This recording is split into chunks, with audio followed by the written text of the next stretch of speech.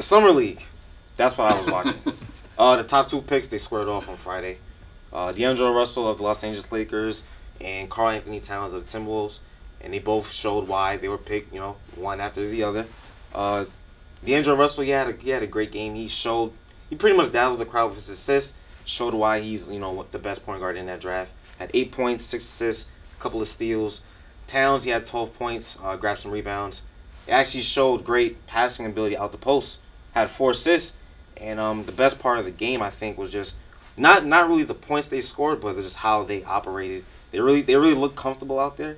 And the crowd is, they're feeding off of everything they did. And only because, they are new, they're unknowns. So anything they see, of course, you're going to have the fans in attendance with the Lakers and the Timberwolves, but they really look great out there. And I really think that, the future is bright for those guys. So this Summer League, I just want to be clear for our audience, this is not the D League. This is not the D League. Come on. A little bit like the D League. It's a little like the there are D League players and there's guys trying to make NBA rosters. Trying to make the rosters. Okay. But they were the main focus. And the Knicks, we got to bring up my guy, Kristaps Porzingis. Okay. He played on Saturday against the Spurs, his NBA debut after reports were saying that he might miss the game because of he had a pre-draft workout injury with his hip. Oh. But he actually looked pretty good out there. He had 12 points, 2 blocks, grabbed some rebounds. Showed good instincts on the defensive end. Had his arms straight up when guys penetrated the post. Sure. Altered a lot of shots. Showed a fluid touch from outside, even though he missed the majority of his jump shots. He made a nice. He had a showed that athleticism too. Right.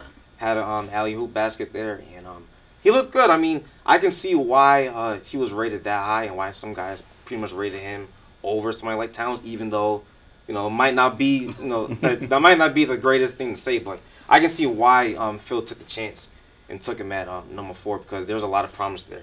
He even showed he could put the ball on the floor for at 7'3", right. And I thought that was great. So I think it was a good pick. He just has to fill out. He was getting beat out of position a lot. Smaller guys with more weight on them, sure. Pushing them out of the post. But I think it's a good pick, and I'm looking forward to see what he does next. Yeah. Well, I was curious. You think he's going to get into the starting lineup for this year? There's not. I wouldn't put him out there to to feed off of Melo and stuff like that. I think he should come off the bench starting off. Okay. Maybe throughout the season he gets a little bit bigger, more experience, and then you can see him starting lineup because they are going to need him on the perimeter, especially with the triangle offense. Right. He needs shooters out there, and he showed there were some plays where he had the confidence to pull it from 3. He even got fouled on one of those shots, so he's definitely confident out there. That's one of the main things I saw out there. Yeah. Cool. And the funny thing is where the guy he's replacing went. Andrea Bargnani went to the Nets to be their backup center to basically take Mason Plumlee's place. So that's going to be interesting. Well, I'm telling you, that looks like a little bit of... It's like musical chairs, Yeah. I was thinking of Tariq Armani. I was like, where's the guy who can actually play? But it should be good. I feel for them.